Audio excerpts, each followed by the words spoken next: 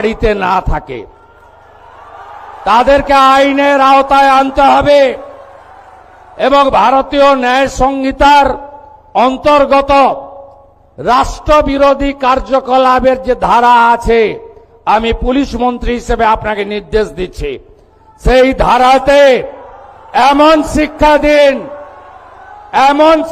দিন যাতে কোনোদিন কোন পুলিশ সরকারি কর্মচারী প্যারামিলিটারি যারা এসেছেন আমাদের সাহায্য করতে তাদেরকে কেউ আক্রমণ করার সাহস না রাখে।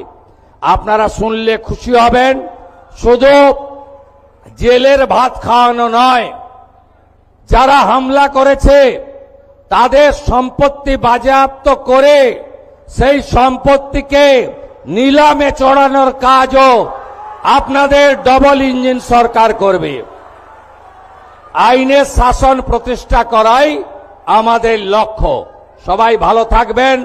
প্রচন্ড ঘর্মাক্ত পরিবেশ, আপনাদের আমি আর দীর্ঘ বক্তব্য রাখতে চাই না।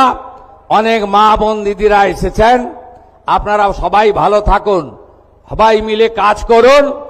আর ফলতায় অনেক দুর্নীতি হয়েছে। আমি এখানে জেলা শাসককে বলে গেলাম, গত আমফানে ফলতাতে প্রত্যেকটা হাউস ড্যামেজে 20,000 টাকা করে প্রধানমন্ত্রী রিলিফ ফান্ড থেকে দেওয়া হয়েছিল। 20,000 ইউনিট টাকা চুরি হয়েছে, আমি তালিকা পেয়েছি, তারও ব্যবস্থা হবে।